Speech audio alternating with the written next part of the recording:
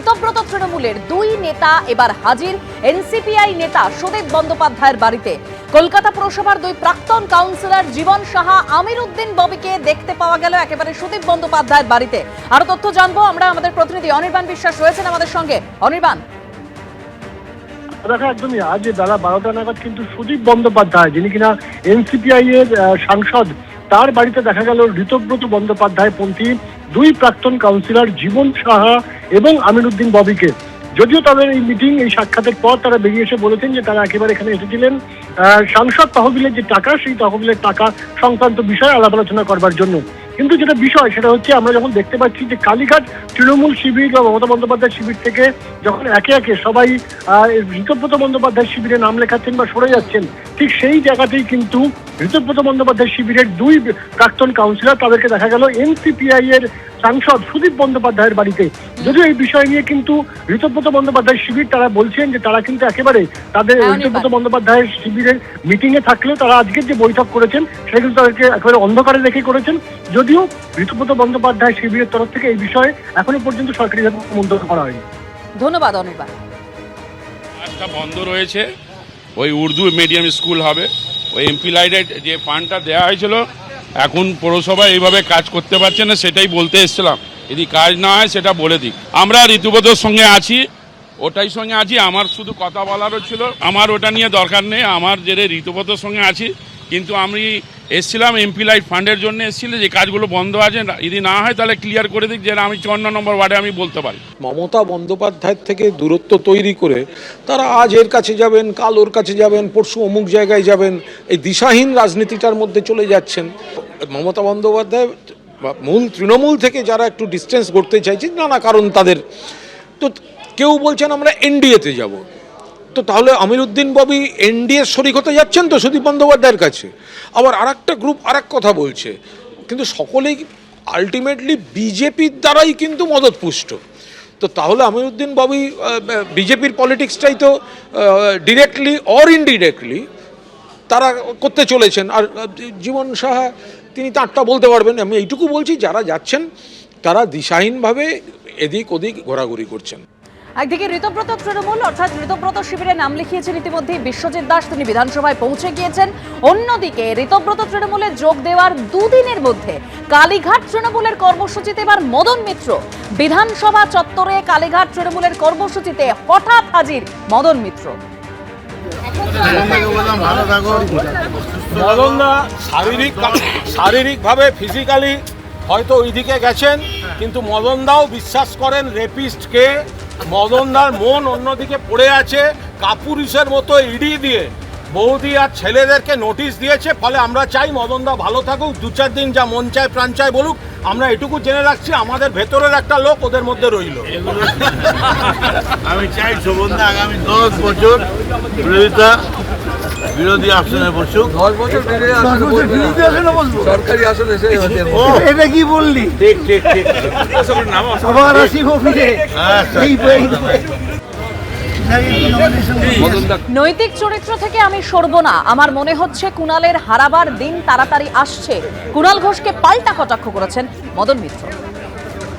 আমি আমার নৈতিক চরিত্র থেকে কখনো সরব না।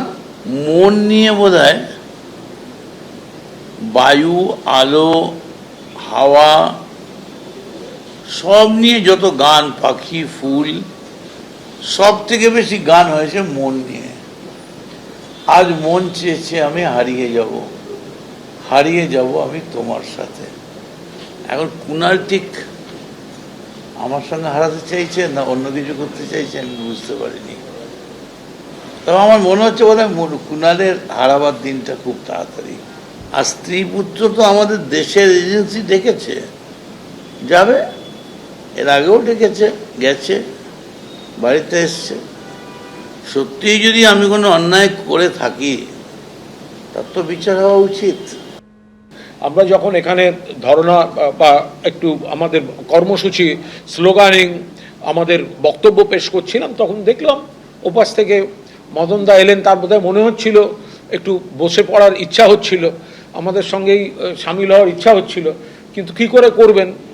ইডির চিঠি গেছে বৌদিকে এবং ছেলেদের টার্গেট করে। ওনাকে ক্যাম্প বদল করতে হয়েছে, তাহলে মদনদাকে একটু ওদিকে থাকতে হচ্ছে। ভালো তো, আমাদের একজন লোক যদি ওদিকে থাকেন খবরাখবরও পাওয়া যাবে, আর ওদিকে থাকুন না কিছুদিন, ভালো থাকুন, আমরা চাই যে ভালো থাকুন, এই বিপদটা কাটিয়ে নিন, তারপরে মদনদা আবার মদনদার খেলা শুরু করে দেবে। আমাকে যখন কেউ কোনো অপবাদ দিয়ে অ্যারেস্ট করেছিল তখন তো আমি SSKM এর উডবান ওয়ার্ডের জামাই আদরের কোনো স্কোপ পাইনি, ফলে এক একজনের মনে এক এক রকম গান থাকে, তো তারা সেসব নিয়ে গবেষণা করতে পারে। আমার গান আমার বাঁধা আছে একদম নিশ্চিতভাবে, পথে এবার নামো সাথী, পথেই হবে পথ চেনা। মমতা বন্দ্যোপাধ্যায়ের সঙ্গে ছিলাম, মমতা বন্দ্যোপাধ্যায়ের সঙ্গে আছি। আমি তৃণমূল কংগ্রেসটাই করছি। না, কালীঘাটে মমতা বন্দ্যোপাধ্যায়ের বাড়িতে যাচ্ছেন? না মানে ডাকার কোনো দেখেছেন কাউকে না, হঠাৎ করে যাওয়া, আমি তো ওরকম যাইও না। ঠিক এরপরে তো একটা অস্থিরতা তৈরি হয়েছে, কারোর সঙ্গে তেমন যোগাযোগ রাখিনি, তবে আমার নেত্রীর নাম মমতা বন্দ্যোপাধ্যায়। বিধায়করা শুধু মমতা বন্দ্যোপাধ্যায়ের টিকিটে, মমতা বন্দ্যোপাধ্যায়ের দল থেকে যারা জিতেছিলেন 80 জন বিধায়ক, তাদের সংখ্যাগরিষ্ঠ বিধায়ক শুধু ঋতব্রত শিবিরে যোগ দিয়েছেন এমনটাই নয়। যারা বিধায়ক হতে পারেননি, পরাজিত হয়েছেন এই নির্বাচনে, সেই বিধায়ক নন এমন জেলার নেতারাও কিন্তু একে একে ঋতব্রত বন্দ্যোপাধ্যায় শিবিরে যোগ দিয়েছেন। তুমি জানো অরূপ বিশ্বাস ইতিমধ্যেই যোগ দিয়েছেন, আজকে তাপস চট্টোপাধ্যায়ের যোগ দেওয়ার কথা, এবং সেখানে তার আগেই বনগাঁ উত্তরের প্রাক্তন বিধায়ক, বাগদার প্রাক্তন বিধায়ক বিশ্বজিৎ দাস আজকে ঋতব্রত শিবিরে যোগ দিলেন। কিছুক্ষণ আগে তিনি হঠাৎ বিধানসভায় আসেন, বিধানসভায় এসে বিরোধী দলনেতার ঘরে এসে তিনি ঢোকেন এবং সেখানে ঋতব্রত বন্দ্যোপাধ্যায়ের সঙ্গে কথা বলেন, ঋতব্রত বন্দ্যোপাধ্যায়কে আমার নেতা বলে সম্বোধন করেন, এবং এই বিশ্বজিৎ দাস এখনো পর্যন্ত বিধানসভায় আছেন। অর্থাৎ একে একে মমতা বন্দ্যোপাধ্যায়ের যারা ঘনিষ্ঠ সঙ্গী তারা মমতা বন্দ্যোপাধ্যায়ের হাত ছাড়ছেন, এবং যারা বিধায়ক তাদের একটা বড় অংশ ঋতব্রত তৃণমূলের দিকে তারা মানে ঢুকেছেন, এবং তার শুধু বিধায়ক নন এমন মমতা বন্দ্যোপাধ্যায়ের যারা সঙ্গী, অভিষেক বন্দ্যোপাধ্যায়ের যারা সঙ্গী ছিলেন, সেই চন্দ্রিমা ভট্টাচার্য, অরূপ বিশ্বাস থেকে তাপস চট্টোপাধ্যায়, একে একে সবাই ঋতব্রত শিবিরের দিকে যেখানে যাচ্ছেন, সেখানে নতুন সংযোজন হচ্ছে বিশ্বজিৎ দাস, বনগাঁর নতুন বিধায়ক। তিনি একসময় বিজেপিতে গিয়েও বিধায়ক হয়েছিলেন, আবার তৃণমূল কংগ্রেসে ফিরে আসেন। তিনি বিধায়ক পদে এবার লড়েছিলেন, পরাজিত হন, লোকসভা পদে লড়েছিলেন, বনগাঁ সাংগঠনিক জেলার সভাপতি ছিলেন, এবং সেই বিশ্বজিৎ দাস এখন দেখা যাচ্ছে ঋতব্রত শিবিরে। এবং আমরা যখন একথা বলছি তখন তাপস চট্টোপাধ্যায় তাকে দেখছি ঋতব্রত বন্দ্যোপাধ্যায়ের ঘরে ঢুকতে। অর্থাৎ ঋতব্রত বন্দ্যোপাধ্যায় শিবিরে যোগ দেওয়ার যে পর্ব সেটা চলছে।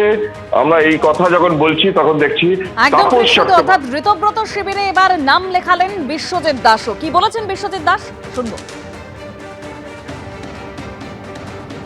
ঋতব্রত বন্দ্যোপাধ্যায় রাজ্যের বিরোধী দলনেতা তার ঘরে এলেন এবং দেখা যাচ্ছে, আপনাকে কি বলবেন? নতুন কি তৃণমূল নয়, আমি তো তৃণমূলের ঘরে এসেছি।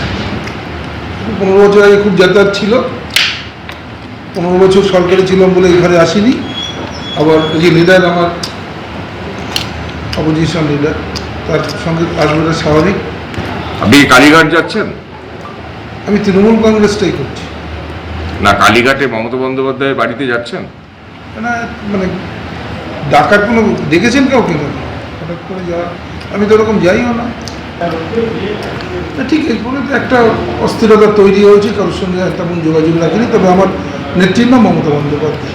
এবং আমার ভালো লাগে যে আমার যে অপোজিশন লিডারও ঋতব্রত বাবুকেও আমি ধন্যবাদ জানাই, যে তিনি কিন্তু প্রতিনিয়ত বলেছেন যে যা কিছু মমতা বন্দ্যোপাধ্যায়। সবাই অভিষেক বন্দ্যোপাধ্যায়ের যে আচরণ সেটা কোনোভাবেই মেনে নেওয়া যাচ্ছিল না, এবং ভোটের পরেও আপনিও কি সহমত তাতে? সকলেই যখন বলছে যে তার আচরণ বা তাকে নিয়ে যখন একটা ওই যেমন এতগুলো MLA যখন চলে এসেছে, আমি নিশ্চিতভাবে ব্যতিক্রম মানুষ নই। কালীঘাট তৃণমূলের ভাঙন থামার কোনো লক্ষণ নেই। এবার ঋতব্রত তৃণমূলের পথে তাপস চট্টোপাধ্যায়। রাজারহাট নিউ টাউনের প্রাক্তন তৃণমূল বিধায়কের শিবির বদলের সম্ভাবনার খবর।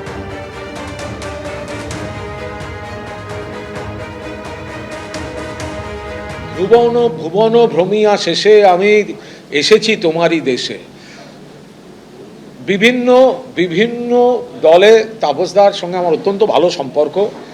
এখন সরকার যেভাবে তাকে হারানো হয়েছে, হ্যাঁ, জোর করে হারানো হয়েছে, কাউন্টিং লুট করে হারানো হয়েছে, এবং তারপরেও দেখেছি পুলিশ যেভাবে তার সঙ্গে দুর্ব্যবহার করছে, ভিডিওগুলো দেখেছেন, হয়তো সেই চাপটা সামলাতে পারেননি।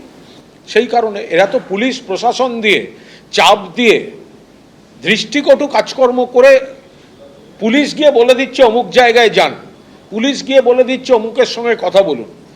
এখানে তো রাজনীতি হচ্ছে না, তো পুলিশ প্রশাসন দিয়ে হচ্ছে। ফলে যারা দমটা ধরে রাখতে পারছেন তারা থাকছেন, যারা দমটা ধরে রাখতে পারছেন না তারা সেই জায়গাটা আত্মসমর্পণ করে দিচ্ছেন। এবিপি আনন্দ, এগিয়ে থাকে, এগিয়ে রাখে।